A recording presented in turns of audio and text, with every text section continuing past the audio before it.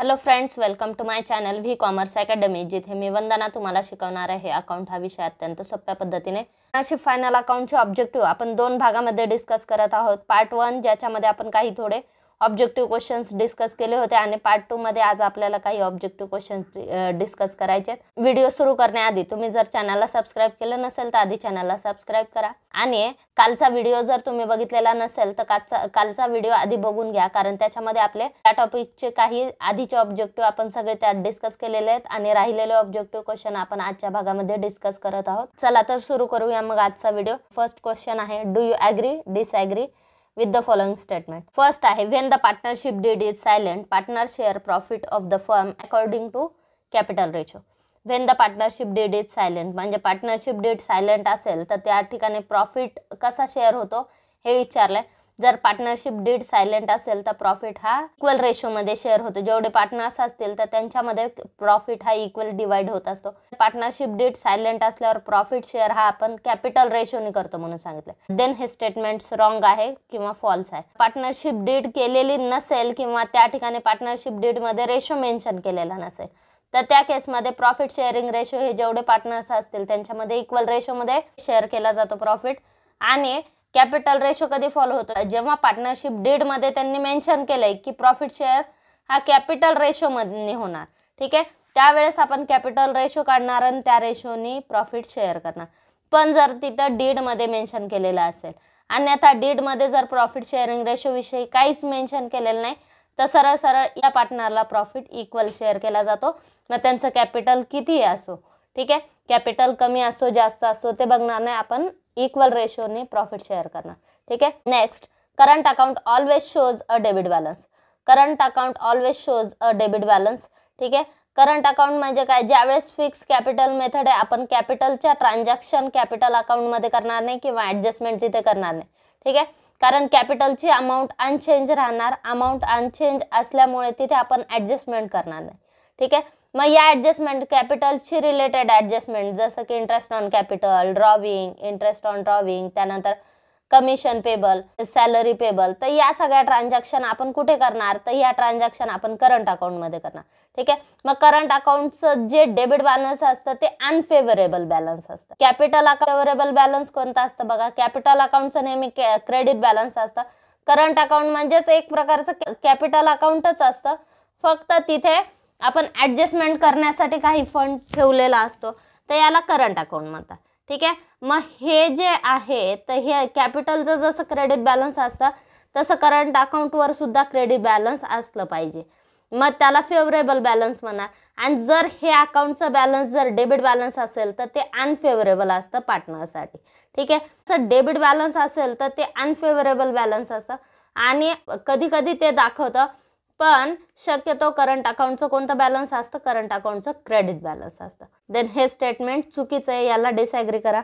त्यानंतर next, it is a compulsory to have partnership agreement in writing. Partnership agreement म्हणजे काय, पार्टनर्समध्ये भागीदारीचा जो करार झालेला आहे यालाच पार्टनरशिप ॲग्रीमेंट म्हणतात। It may be written and oral, ते रिटन असू शकतं किंवा ओरल असू शकतं। It is not compulsory to have a partnership agreement in writing. हे कंपल्सरी नाहीये की पार्टनरशिप डीड किंवा पार्टनरशिप ॲग्रीमेंट रिटर्न मध्येच असलं पाहिजे, रिटर्न फॉर्म मध्येच असलं पाहिजे। इट मे बी ओरल, पण कायद्याच्या दृष्टीने जर ते रिटर्न फॉर्म मध्ये असेल आणि in case of any dispute partners मध्ये पुढे चालून इन फ्युचर काही वादविवाद झाले तर त्यांच्याकडे एक लीगल डॉक्युमेंट असावा किंवा लीगल प्रूफ असावा, तर या दृष्टिकोनातून जर रिटर्न ॲग्रीमेंट असेल तर ते सेफ असतं किंवा ते बेनिफिशियल असतं, ठीक आहे।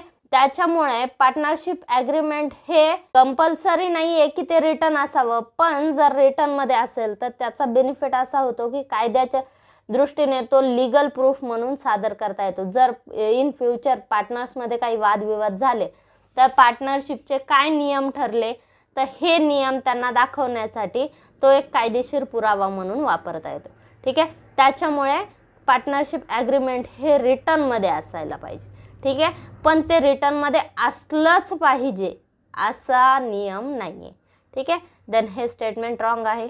त्यानंतर partnership firm is trading concern. Concern म्हणजे काय? कन्सर्न म्हणजे व्यवसाय किंवा फॉर्म ऑफ बिझनेस, याला आपण काय म्हणतो? कन्सर्न म्हणतो. व्यवसाय दोन प्रकारचे असतात, एक ट्रेडिंग, नॉन ट्रेडिंग. ट्रेडिंग म्हणजे जिथे आपण वस्तू आणि सेवांची विक्री करत असतो आणि त्यातून प्रॉफिट अचीव करत असतो. वस्तू आणि सेवा बनवणे आणि त्या विक्री करणे, वस्तू बनवणे किंवा त्या रिसेल करणे आणि त्यातून प्रॉफिट अचीव करणे, किंवा सर्व्हिस प्रोव्हाइड करणे आणि त्यातून प्रॉफिट अचीव करणे, ह्या ॲक्टिव्हिटी जे व्यवसाय करतात त्यांना ट्रेडिंग कन्सर्न म्हणतात. आणि पार्टनरशिप फर्म ही एक काय? ट्रेडिंग कन्सर्न आहे. ठीक आहे. पार्टनर्स कशासाठी एकत्र येतात? नफा कमवण्याच्या उद्देशाने ते एकत्र येतात आणि काहीतरी व्यवसाय करतात. ठीक आहे. एखादी वस्तू ते बनवतात आणि विक्री करतात, एखादी वस्तू विकत आणतात आणि तिचा रिसेल करतात, तर या व्यवसायाला ट्रेडिंग कन्सर्न म्हणतात. किंवा दुसरा प्रकार आहे non trading concern. Non trading concern मध्ये कोणत्या येतात? नॉन ट्रेडिंग कन्सर्नचा मेन उद्देश हा वस्तू किंवा सेवांची विक्री करून त्याच्यातून नफा कमावणे हा उद्देश नसतो. त्यांचा उद्देश काय असतो? पब्लिकला सर्व्हिस प्रोव्हाइड करणे. ठीक आहे. मग sports club, hospital, charitable trust, libraries, तर हे सगळे कशामध्ये येतात? हे नॉन ट्रेडिंग कन्सर्न मध्ये येतात. ठीक आहे. आणि जनरली आपण सगळे जे व्यवसाय बघतो सोल ट्रेडरचे किंवा पार्टनरशिपचे, तर ते सगळे बिझनेस हे ट्रेडिंग कन्सर्न मध्ये येतात. वस्तू आणि सेवांची निर्मिती करणे आणि त्यांच्या विक्रीतून नफा कमवणे, हे जे उद्देश ज्या व्यवसायाचा आहे यांना ट्रेडिंग कन्सर्न म्हणतात. ठीक आहे. आणि पार्टनरशिप फर्म ही एक प्रकारची ट्रेडिंग कन्सर्न आहे. देन हे स्टेटमेंट बरोबर आहे. त्यानंतर next, an interest on capital is an expenditure for the business. Interest on capital म्हणजेच आता इंटरेस्ट दिला, पार्टनर्सला इंटरेस्ट दिला कॅपिटलवर. पार्टनरनी जे व्यवसायामध्ये भांडवल गुंतवलेले, तो फंड कोणाच्या मालकीचा असतो? पार्टनरच्या मालकीचा असतो. पार्टनरनी त्याचे पैसे व्यवसायात गुंतवले. ठीक आहे. म्हणजे त्याच्या मालकीचा फंड आहे, पार्टनरची ती ॲसेट आहे. आणि कुठे गुंतवले त्यांनी? बिझनेसमध्ये, म्हणजे बिझनेसची ती लायबिलिटी आहे. बिझनेसची लायबिलिटी आहे. मग इंटरेस्ट कोण प्रोव्हाइड करेल? बिझनेस देतं इंटरेस्ट कोणाला? पार्टनरला. ठीक आहे. म्हणजेच बिझनेसच्या दृष्टीने व्यवसायामध्ये पैसा आणल्याबद्दल पार्टनरला त्याचा मोबदला दिला जातो, यालाच म्हणतात इंटरेस्ट ऑन कॅपिटल. मग आता बिझनेस दृष्टीने ते काय? एक प्रकारचं एक्सपेंडिचर. ठीक आहे. बिझनेसचा खर्च आहे. पार्टनरचं ते वैयक्तिक उत्पन्न आहे, पण बिझनेसचा तो काय? खर्च आहे. आणि हा खर्च कुठे डेबिट होतो? प्रॉफिट अँड लॉस अकाउंटच्या डेबिटला आपण चार्ज करत असतो. स्टेटमेंट काय दिलं? An interest on capital is an expenditure for the partnership firm. हे स्टेटमेंट बरोबर आहे, याला ॲग्री करा.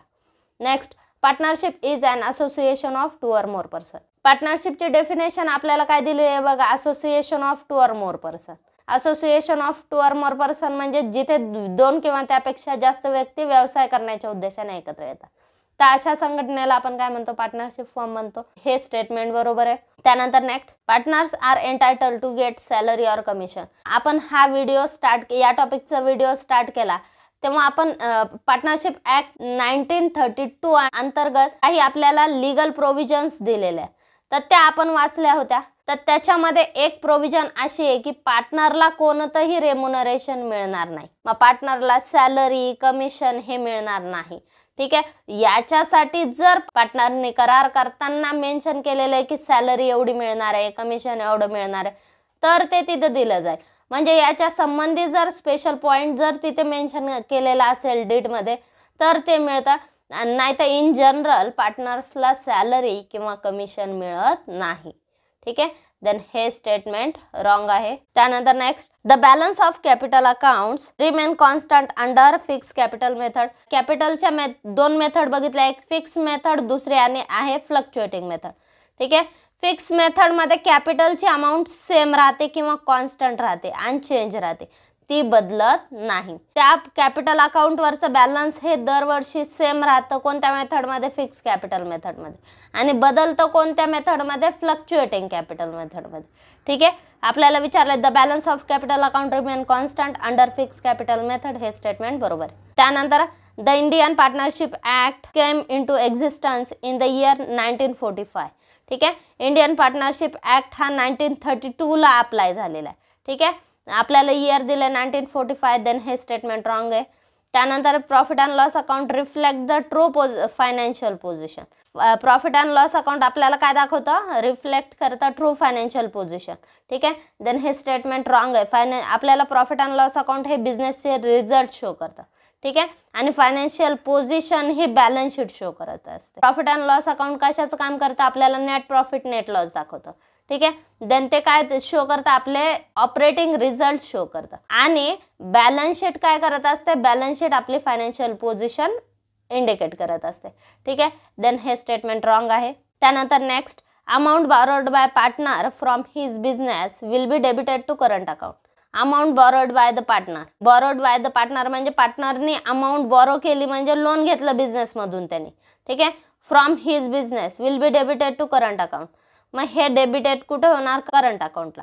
ठीक आहे. अमाऊंट बॉरोड बाय पार्टनर्स म्हणजेच यालाच आपण काय म्हणणार, याला आपण म्हणणार ड्रॉविंग. पार्टनरला दिलेलं लोन बिझनेसने म्हणजे पार्टनरला दिलेले पैसे म्हणजेच एक प्रकारची ड्रॉविंग आहे. ठीक आहे. आणि ड्रॉविंग ही कॅपिटल अकाउंटला डेबिटला चार्ज होते, कॅपिटल अकाउंटमधून ती लेस होते म्हणजेच कॅपिटलला डेबिटला दाखवली जाते. ठीक आहे. आणि इथं काय सांगितलं, debited to current account. Fix capital मेथडमध्ये आपण कॅपिटल अकाउंट अनचेंज ठेवलं कॅपिटलचं बॅलन्स, तर तिथं आपण करंट अकाउंट प्रिपेअर करतो. त्यामुळे कॅपिटलच्या ट्रान्झॅक्शन करंटवर पास होतं. ठीक आहे. हे जे अमाऊंट आहे, अमाऊंट बॉरोड बाय पार्टनर, आपण कॅपिटलमधून डेबिट करणार, तर ती इथं कुठं करणार, आता करंटमध्ये डेबिट करणार. देन हे स्टेटमेंट सुद्धा बरोबर आहे. त्यानंतर आहे, sold but undispatch goods must be part of valuation of closing stock. Goods sold केल्या, ठीक आहे, आपण गुड्स सोल्ड केल्या बट अनडिस्पॅच. ठीक आहे. आपण गुड्स सोल्ड केल्या पण अजून त्या डिलिव्हर्ड झाल्या नाही, केल्या नाही. ठीक आहे. आपण अजून त्या डिस्पॅच केल्या नाही, पण सेल्सची ट्रान्झॅक्शन झाली आहे म्हणजे आपण सेल्समध्ये ते इन्क्लूड केलेलं आहे. ठीक आहे. सेल्समध्ये जर आपण इन्क्लूड केलेलं आहे तर ते क्लोजिंग स्टॉकमध्ये आपल्याला धरता येणार नाही, कारण आता सेल्स झालं म्हणजे ज्या स्टेपला किंवा ज्या स्टेजला आपली सेल्सची ट्रान्झॅक्शन कंप्लीट होते त्या स्टेजलाच वस्तूचा मालकी हक्क हा परचेसरकडे जातो किंवा बायरकडे, कस्टमरकडे जातो. ठीक आहे. आपण जर वस्तू विकल्या, सेल्सची ट्रान्झॅक्शन ज्या मुवमेंटला पास झाली त्या मुवमेंटलाच त्या वस्तूचा मालकी हक्क कोणाकडे गेला, कस्टमरकडे गेला. आता त्या वस्तू ज्या आहेत त्या आपण डिस्पॅच केलेल्या नाही आहेत, पण त्या मालकीच्या कोणाच्या आहेत, त्या कस्टमरच्या मालकीच्या झाल्या. ठीक आहे. आणि त्यामुळे ते आपल्याला आता क्लोजिंग स्टॉकमध्ये दाखवता येतील का, नाही, क्लोजिंग स्टॉकमध्ये आपण दाखवणार नाही. ठीक आहे. देन हे स्टेटमेंट रॉंग आहे. त्यानंतर नेक्स्ट, जर आपण वस्तू सोल्ड केलेल्या, सेल्सची ट्रान्झॅक्शन झालेली नाही ना, आपल्याकडे वस्तू तयार वस्तू आहेत, तर ते क्लोजिंग स्टॉकमध्ये इन्क्लूड होतात. ठीक आहे. पण वस्तू आपण सोल्ड केल्या, फक्त आपली त्याची डिलिव्हरी बाकी आहे, सेल्सची ट्रान्झॅक्शन आपण केलेली आहे. ठीक आहे. त्यामुळे त्या वस्तू क्लोजिंग स्टॉकमध्ये येणार नाहीत. Next question, carriage inward is a selling and distribution overhead. आता इथे काय दिलं, कॅरेज इनवर्ड दिलं. कॅरेज इनवर्ड म्हणजे वस्तू आणताना लागलेला खर्च. ठीक आहे. आणताना लागलेला खर्च म्हणजे at the time of purchase which carriage we are paid. वस्तू आणताना लागलेला खर्च म्हणजेच जे कॅरेज आपण वस्तू परचेस केल्यानंतर त्या वस्तू फॅक्टरीमध्ये आणताना दिलेले आहेत. जो वाहतुकीचा खर्च आपण वस्तू परचेस केल्यानंतर त्या फॅक्टरीमध्ये आणताना केलेला आहे, तर त्या खर्चाला काय म्हणतात, कॅरेज इनवर्ड म्हणतात. आणि तो खर्च परचेसचा आहे. परचेसचा आहे म्हणजेच तो प्रोडक्शनशी रिलेटेड आहे. ठीक आहे. आणि selling expenses, selling and distribution expenses म्हणजे जे आपण सेल्ससाठी केलेले, जे खर्च आपण वस्तू विक्रीसाठी किंवा वस्तू वितरणासाठी केलेले. ठीक आहे. तर याला सेलिंग अँड डिस्ट्रीब्युशन ओव्हरहेड म्हणतात. ठीक आहे. देन कॅरेज इनवर्ड हा सेलिंग अँड डिस्ट्रीब्युशन ओव्हरहेड नाही आहे, कॅरेज आउटवर्ड हा सेलिंग अँड डिस्ट्रीब्युशन ओव्हरहेड आहे. त्याच्यामुळे कॅरेज इनवर्ड हे सेलिंग अँड डिस्ट्रीब्युशन ओव्हरहेडमध्ये येणार नाही. देन हे स्टेटमेंट रॉंग आहे. त्यानंतर आहे, gross profit is an operating profit. हे स्टेटमेंट रॉंग आहे. ग्रॉस प्रॉफिट म्हणजे आपल्या प्रोडक्शनशी रिलेटेड, आपल्या उत्पादनाचा प्रॉफिट असतो. ठीक आहे. आपल्या उत्पादनातून वस्तूचे उत्पादन करताना आपला जो ढोबळ नफा होतो तर तो प्रॉफिट म्हणजे ग्रॉस प्रॉफिट असतो. ठीक आहे. आणि त्यालाच आपण काय म्हणतो, त्याला ट्रेडिंग ॲक्टिव्हिटीचा प्रॉफिट म्हणलं जातं. ठीक आहे. Then gross profit is an operating profit. हे स्टेटमेंट रॉंग आहे. त्यानंतर all financial expenditures are debited to profit and loss account. हे स्टेटमेंट रॉंग आहे. ठीक आहे. फायनान्शियल एक्सपेंडिचर म्हणजे जेवढे वर्षभरात आपण बिझनेससाठी खर्च केले तर ते सगळे फायनान्शियल एक्सपेंडिचरमध्ये येणार. मग याच्यामध्ये कॅपिटल एक्सपेंडिचर येणार किंवा रेव्हेन्यू एक्सपेंडिचर येणार. त्याच्यानंतर काही खर्च डायरेक्ट एक्सपेंडिचर असतात, काही इनडायरेक्ट एक्सपेंडिचर असतात. तर सगळे खर्च व्यवसायात आपण जे काही खर्च करू तर ते सगळे फायनान्शियल एक्सपेंडिचर मध्ये येतात. ठीक आहे. एक्सपेंडिचरचे दोन मेन टाइप असतात, एक कॅपिटल, दुसरा रेव्हेन्यू एक्सपेंडिचर. कॅपिटल एक्सपेंडिचर आपण प्रॉफिट अँड लॉसला किंवा ट्रेडिंगला दाखवत नाही. कॅपिटल एक्सपेंडिचर लॉंग पिरियड साठी केलेले असतात, त्यामुळे ते बॅलन्स शीटला दाखवले जातात. आणि प्रॉफिट अँड लॉसला आपण रेव्हेन्यू एक्सपेंडिचर चार्ज करतो. रेव्हेन्यू एक्सपेंडिचर आपण ट्रेडिंगच्या आणि प्रॉफिट अँड लॉसच्या डेबिटला घेणार. मग रेव्हेन्यू एक्सपेंडिचर पैकी जे डायरेक्ट एक्सपेंडिचर आहेत ते ट्रेडिंगला दाखवणार आणि जे इनडायरेक्ट आहेत ते प्रॉफिट अँड लॉसला दाखवणार. ठीक आहे. Then financial expenditure, total expenditure आधी आपण त्याचं कॅपिटल आणि रेव्हेन्यू मध्ये डिवायडेशन करणार. रेव्हेन्यू मध्ये परत ते दोन डिवायडेशन करणार, डायरेक्ट इनडायरेक्ट. रेव्हेन्यू मधले जे डायरेक्ट एक्सपेंडिचर आहेत ते आपण ट्रेडिंगच्या डेबिटला लिहिणार आणि जे इनडायरेक्ट एक्सपेंडिचर आहेत ते आपण प्रॉफिट अँड लॉस अकाउंटच्या डेबिटला लिहिणार. ठीक आहे. देन हे स्टेटमेंट रॉंग आहे. All financial expenditure are debited to profit and loss account, हे स्टेटमेंट रॉंग आहे. त्यानंतर free distribution of goods is debited to trading account. Goods distribute केल्या, ठीक आहे, फ्री सॅम्पल म्हणून आपण डिस्ट्रीब्यूट केल्या, तर या ट्रेडिंग अकाउंटला तर याची एक पोस्टिंग होते, पण कुठे होते ती डेबिटला होत नाही, ती क्रेडिटला होते. कारण ट्रेडिंगच्या डेबिटला आपण ऑल डायरेक्ट एक्सपेंडिचर लिहित असतो. ठीक आहे. म्हणजे प्रोडक्शनला लागलेले खर्च आपण ट्रेडिंगच्या डेबिटला लिहितो. ट्रेडिंगच्या क्रेडिटला आपण काय लिहित असतो, आपण जे प्रोडक्शन केलेलं आहे तर त्यातले आपण किती सेल केले, किती क्लोजिंग स्टॉक आहे, किती डिस्ट्रॉयड झाल्या, किती डिस्ट्रीब्यूट केल्या, तर हे सगळे डिटेल्स लिहित असतो. ठीक आहे. फ्री गुड्स आपण डिस्ट्रीब्यूट केल्या तर हे डिटेल्स सुद्धा इथे लिहिले जातील. ठीक आहे. त्याच्यामुळे जर समजा हे डिटेल्स आपल्याला ट्रेडिंगला दाखवायचे तर ते कुठे दाखवावे लागतील, ट्रेडिंगच्या क्रेडिटला दाखवावे लागतील. इथे काय सांगितलं तुम्हाला, डेबिटला सांगितलं. डेबिटला कोणाच्या येईल, प्रॉफिट अँड लॉसच्या येईल. कारण फ्री डिस्ट्रीब्युशन ऑफ गुड्स, आपण गुड्स दिले पण पैसे घेतले नाही, म्हणजेच ही एक प्रकारची ॲडव्हर्टाइजमेंट आहे. ठीक आहे. त्यामुळे ही ॲडव्हर्टाइजमेंट कुठे चार्ज होईल, प्रॉफिट अँड लॉसच्या डेबिटला. म्हणजेच या ट्रान्झॅक्शनचा एक इफेक्ट कुठे होईल, पहिला इफेक्ट होईल प्रॉफिट अँड लॉस अकाउंटच्या डेबिटला आणि दुसरा इफेक्ट ट्रेडिंगच्या क्रेडिटला होईल. ट्रेडिंगच्या डेबिटला इफेक्ट होणार नाही. देन हे स्टेटमेंट रॉंग आहे. नेक्स्ट क्वेश्चन दिला आहे, calculate the following. Calculate the following, आपल्याला छोटे छोटे काही ॲडजस्टमेंट दिलेले आहेत कॅल्क्युलेशनवर आधारित. ठीक आहे. तर न्यूमेरिकल क्वेश्चनसाठी या ॲडजस्टमेंट सुद्धा तुम्हाला युजफुल ठरतील. त्याच्यामुळे आपण पटकन थोड्या वेळात ही ॲडजस्टमेंट पूर्ण करू. फर्स्ट काय दिले, under valuation of closing stock by 10%, closing stock was 30,000, find out the value of closing stock. तर आपल्याला अंडर व्हॅल्युएशन सांगितलं क्लोजिंग स्टॉक मध्ये बाय 10%. ठीक आहे. क्लोजिंग स्टॉकची व्हॅल्यू अंडर व्हॅल्युएट करायची, आपल्याला 10% कमी करायची आहे. ठीक आहे. क्लोजिंग स्टॉक किती आहे, 30,000 आहे. क्लोजिंग स्टॉक घेतला आपण 30,000. ठीक आहे. त्याच्यामध्ये अंडर व्हॅल्युएशन केलं, 30,000चा एक शून्य लपवत ते आले 3,000. ठीक आहे. आपण काय केले, लेस केले 3,000. क्लोजिंग स्टॉकची व्हॅल्यू किती आली, 27,000. 30,000तून 3,000 लेस केले, क्लोजिंग स्टॉकची व्हॅल्यू किती आली, 27,000. नेक्स्ट क्वेश्चन दिला, कॅल्क्युलेट 12.5% डेप्रिसिएशन ऑन फर्निचर. ठीक आहे. फर्निचरचं डेप्रिसिएशन 12.5% कॅल्क्युलेट करा सांगितलंय. कितीवर, 2,20,000वर 1 वर्षासाठी चार्ज करा म्हणून सांगितलं. ठीक आहे. मग 2,20,000चं 1 वर्षासाठी आपण डेप्रिसिएशन चार्ज केलं 12.5%. ठीक आहे. त्यांची कॉस्ट बघा किती आहे, 2,20,000, त्याच्यावर 12.5% कॅल्क्युलेट करा. ठीक आहे. आता जर समजा तुम्हाला हे कॅल्क्युलेशन अवघड जात असतील, आता तुम्हाला अशी जर सोपी ट्रान्झॅक्शन दिली तर या ठिकाणी पर्सेंटेज थोडीशी टफ देतात. ठीक आहे. पर्सेंटेज अशी देतात की जिथे तुम्हाला वेळ लागेल कॅल्क्युलेशनला. तर त्याच्यामुळे इथे काय करायच्या, शॉर्टकट मेथड सहसा यूज करायच्या. मग आता शॉर्टकट मेथड कशी यूज करणार, आता एक इथे बघा 2,20,000वर एक शून्य लपवला, हे झाले आपले 10%. ठीक आहे. 10% किती झाले, 22,000 10% झाले. ठीक आहे. हे 10% झाले, 10चे 4 भाग करा, 2.5 येतो. ठीक आहे. मग याला भागिले 4 करा, मग आपले हे 10% 22,000 आणि प्लस 22,000चे 4 भाग करा, 4 1 4, 4 5 20. ठीक आहे. परत 4 1 4, 4 5 20, म्हणजे 5,500, हे 2.5% झाले. मग 10%मध्ये 2.5% प्लस करा, 5,500 किती आलं, 27,500. ठीक आहे. तुम्ही जर कॅल्क्युलेशन मांडून हे गणित करत बसले तर तुम्हाला वेळ जास्त लागतो. त्यापेक्षा ह्या शॉर्टकट मेथड यूज केलं तर आपलं कॅल्क्युलेशन पटकन होतं. 12.5% आपण किती काढलं, 27,500. डेप्रिसिएशन आपण 2,20,000तून लेस केलं, 27,500. ही आली आपली रिटर्न डाऊन व्हॅल्यू. फर्निचरची रिटर्न डाऊन व्हॅल्यू किती आली, 1,92,500. नेक्स्ट, आता त्याच्यानंतर काय सांगितलंय, परत एक सांगितलंय ऑन 10,000 फॉर 6 मंथ. 10,000वर आपल्याला 6 महिन्याचं डेप्रिसिएशन चार्ज करायचं. किती टक्क्यांनी? 12.5%. ठीक आहे, 12.5%.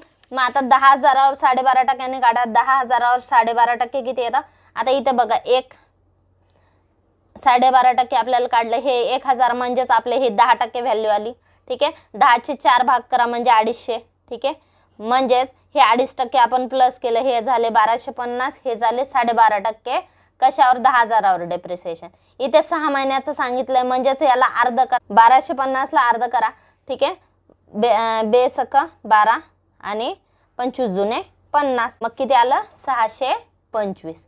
ठीक आहे, मग डेप्रिसिएशन कॉस्ट किती आली? 10,000वर 625 लेस करा, 9,375. ही आपली रिटर्न डाऊन व्हॅल्यू कोणत्या फर्निचरची आली? जे आपल्याला 10,000चं सांगितलेलं आहे. आता नेक्स्ट काय दिलंय? Insurance premium is paid for the year ending 1 September 2019 amounted to ₹1,500. Calculate prepaid insurance assuming that the year ending 31st March 2019. आपण 1 वर्षाचा इन्शुरन्स पेड केला. कधीपर्यंत पेड केला? 1 सप्टेंबर 2019 पर्यंत.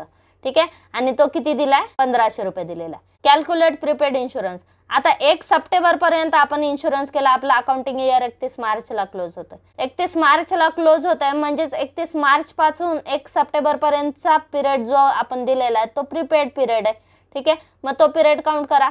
31 मार्च पासून आपण जो प्रीपेड दिलेला आहे 31 मार्च म्हणजे 1 एप्रिल, मे, जून, जुलै, ऑगस्ट. ठीक आहे, सप्टेंबरला आता 1 सप्टेंबर पर्यंत दिलेला आहे त्यामुळे सप्टेंबर काउंट करायची गरज नाही. एप्रिल, मे, जून, जुलै, ऑगस्ट म्हणजे या 5 महिन्याचा आपण प्रीपेड इन्शुरन्स दिला. 1,500 रुपयामध्ये 5 मंथ प्रीपेड काउंट करा.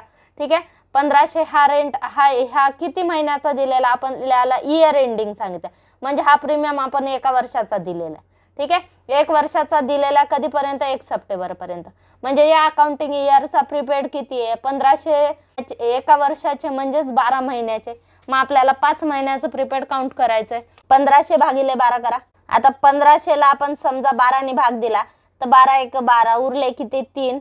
12 दुने 24 उरले 6. 0 वरचा घेतला 12 पंचे 60 म्हणजे 125. एका महिन्याची किती आहे? ह्याच्यामध्ये 125 रुपये एका महिन्याचे. ठीक आहे, म्हणजे एका महिन्याचा इन्शुरन्स 125 आहे तर 5 महिन्याचा किती तुम्ही कॅल्क्युलेट करू शकता. मग 5 महिन्याचा कसा करायचा? याला गुणिले 5 करा. मग किती येतं ते? 625. ठीक आहे, मग आपला प्रीपेड इन्शुरन्स 5 महिन्याचा किती येतो? 625. मग या ठिकाणी बघा टोटल इन्शुरन्स किती आहे? 1,500. त्याच्यामध्ये लेस प्रीपेड करा 625. ठीक आहे, 625 लेस केला. या वर्षीचा खर्च किती आहे? 875. मग एवढा आपण चार्ज करणार. 1,500 मधला प्रीपेड किती आहे? 625. आता इथे बघा तुम्हाला काय सांगितलंय? Calculate prepaid insurance. ठीक आहे, कॅल्क्युलेट प्रीपेड इन्शुरन्स किती आला? प्रीपेड इन्शुरन्स आला 625. नेक्स्ट क्वेश्चन काय दिलाय? Find out gross profit, gross loss. Gross profit किंवा ग्रॉस लॉस फाइंड आउट करायचा आहे. आता याच्यामध्ये तुम्हाला काय दिलेत? Purchases 30,000, sales 15,000, carriage inward 2400, opening stock 10,000, purchase return, closing stock 3600. म्हणजे ट्रेडिंग अकाउंटचे सगळे बॅलन्सेस किंवा आयटम्स आपल्याला दिलेले आहेत आणि gross profit gross loss find out करायला सांगितलं. तर हे तुम्हाला माहिती जर असेल डेबिटला कोणते आयटम येतात तर डायरेक्टली सरळ काय करायचं? डायरेक्टली डेबिट साईडला अमाऊंट लिहायच्या आणि क्रेडिटला अमाऊंट लिहायच्या, टोटल मारायचे आणि gross profit gross loss find out करायचा.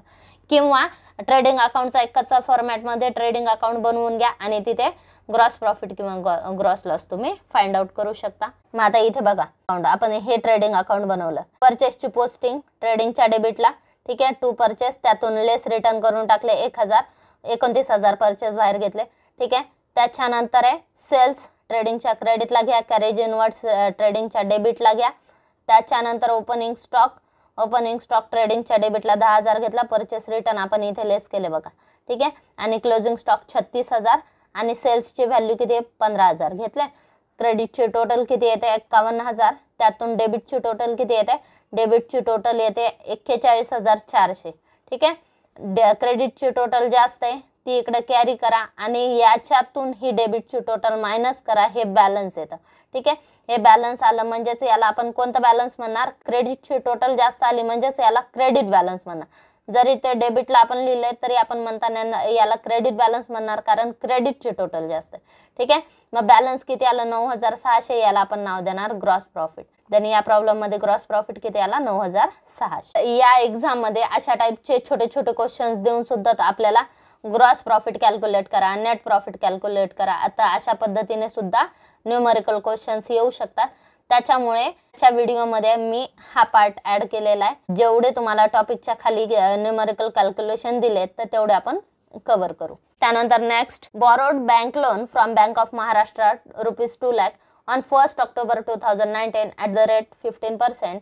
Calculate interest on bank loan for the year 2019-20, assuming that the financial year ends on 31st March every year. ठीक आहे। लोन टेकन केलं आपण 2 लाख बँक ऑफ महाराष्ट्रामधून। कधी टेकन केलं 1st October 2019। Rate of interest काय 15%। ठीक आहे। इंटरेस्ट कॅल्क्युलेट करायचा आपल्याला इयरचा। इयर आपलं क्लोज कधी होते बघा 31 मार्चला। एव्हरी इयर क्लोज होते। आपण लोन टेकन कधी केले 1 ऑक्टोबरला। ठीक आहे। लोन आपण घेतलं कधी 1 ऑक्टोबरला, म्हणजे आपल्याला इंटरेस्ट 1 ऑक्टोबर पासून चार्ज होणार 1 ऑक्टोबर 2019 ते 31 मार्च 2020 पर्यंत आपलं इंटरेस्ट चार्ज होणार। ठीक आहे। म्हणजेच आता इथे बघा 1 ऑक्टोबर पासून कॅल्क्युलेट करा, ऑक्टोबर, नोव्हेंबर, डिसेंबर, जानेवारी, फेब्रुवारी, मार्च। ठीक आहे। 31 मार्चला आपला इयर क्लोज होत आहे, म्हणजे इंटरेस्ट किती महिन्याचा चार्ज होणार ऑक्टोबर, नोव्हेंबर, डिसेंबर, जानेवारी, फेब्रुवारी, मार्च। ठीक आहे। तर या 6 महिन्याचा इंटरेस्ट चार्ज होणार। मग या ठिकाणी बघा लोन टेकन कधी आहे, लोन आपण घेतलेलं आहे 15% 1 ऑक्टोबर 2019ला। लोनची व्हॅल्यू किती आहे 2 लाख। 2 लाखावर 15% आपण जर काढलं तर ते किती येतं इंटरेस्ट टोटल वर्षभराचा 30,000 येतो। एका वर्षाचा इंटरेस्ट किती येतो 30,000। आपल्याला इंटरेस्ट वर्षभराचा नाही चार्ज करायचा, आपण 1 ऑक्टोबरला घेतलेलं आहे लोन। ठीक आहे। 1 ऑक्टोबरला लोन जर घेतलेलं आहे तर या वर्षी आपण या वर्षीच्या अकाउंटमध्ये फक्त 6 महिन्याचा इंटरेस्ट चार्ज करणार, जो की आपण इथे काउंट केलाय बघा। ठीक आहे। ठीक आहे। गुणिले 6 भागिले 12 किती येतं 15,000। आणि इंटरेस्ट ऑन लोन किती चार्ज करणार या वर्षी 15,000। ठीक आहे। वर्षभराचा इंटरेस्ट आपण चार्ज करणार नाही, आपण फक्त या वर्षी 6 महिन्याचा इंटरेस्ट चार्ज करणार। ठीक आहे। तर हे झाले आपले 12th कॉमर्स मधले पार्टनरशिप फायनल अकाउंट या टॉपिकचे काही ऑब्जेक्टिव्ह क्वेश्चन आणि न्यूमेरिकल क्वेश्चन। हा व्हिडिओ तुम्हाला कसा वाटला हे कमेंट बॉक्स मध्ये नक्की कळवा, आणि चॅनलला अजून सबस्क्राइब केलं नसेल तर चॅनलला सबस्क्राइब करा, व्हिडिओला लाईक करा, शेअर करा आणि सबस्क्राइब करा। थँक्यू।